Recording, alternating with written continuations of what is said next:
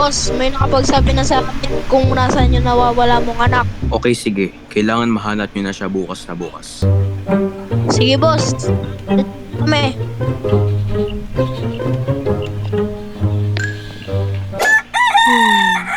Umaga na naman. Papasok pa pala ako sa school. Makikita ko na naman yung mga bully ko dito sa school. Diyos ko. Teka, mag-ready na ako. Ano ba bang kailangan kong gawin? Okay na to. Super late na ata ako. Punta na ako sa school. Oh, ang lapit ko na sa school ko. Makikita ko na naman yung mga kaklase kong bully. Uy, si Jessica mo yung pabida. Oo nga. Tara, lapitin natin. Ah, Hoy, Jollibee, andito ka na naman. Kailan ba mawawala sa school na to? grabe naman kayo. Oo nga, kami lang dapat ang favorite ng mga teacher dito, hindi ikaw.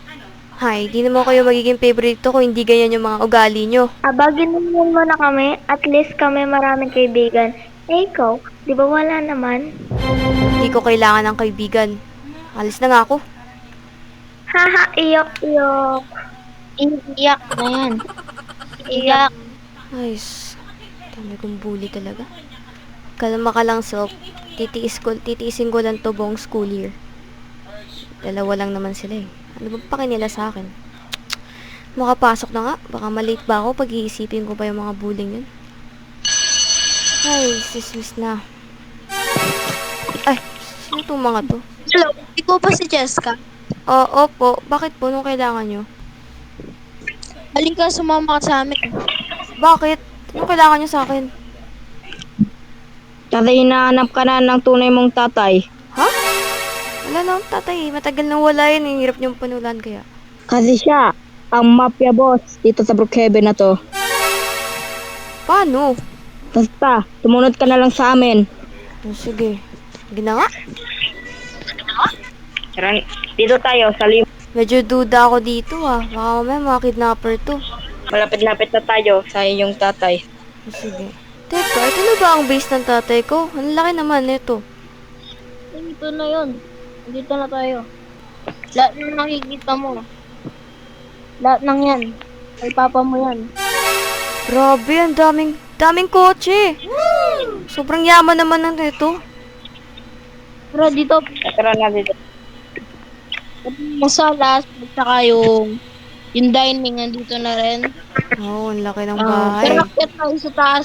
Tara. Yung ituturo ko sa'yo. Ito ba? Yan. Yan, sige. Sige, magbibihis na ako. Diyan muna kayo. Sige, magbihis ka na. Grabe. Ganda ng damit ko. Napaka-social. Parang hindi ako sanay. Ano ko nga? Hoy! Napakaganda mo na. Ay, salamat. Pero asan na ba yung tatay ko? Malipit mo siya mamayang pagdating niya. Sige, upo muna ako dito ah. Sige. Upo muna.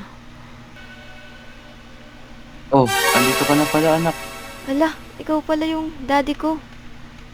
Oo anak, simula ngayon, magbabago na ang buhay mo. Paano nangyari yun? Isabi sa akin ni Mommy. Matagal na kayong wala. Ang totoo niyan ay ayaw ng magulang ko sa mama mo, kaya nahiwalay ka sa akin at hindi nila sinabi sa akin kung asan kayo. Ah, ganun po ba? Sige anak, tara doon tayo sa baba. Ipapakita ko ang mga kayamanan ko sa iyo at mapupunta sa iyo yun lahat. Sige po. Ay, grabe. Dami palang pera dito ng daddy ko. Mapupunta sa iyo yun lahat. Sige po. Ala, grabe talaga tong buhay na to. Balitang balita, sarayong sira. Nahanap na muli ang anak ng isang mafia boss. At ang pangalan nito ay si Cheska. Yun lang.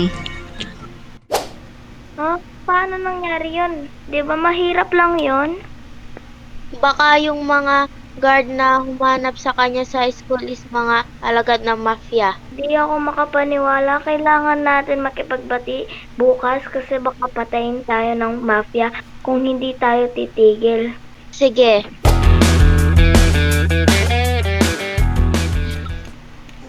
Ala, si Cheska ang yaman. Ay, mga guard pa pala. Cheska, gusto pala namin mag-sorry. Ang pambubuli ko sa'yo lagi. Sorry ha.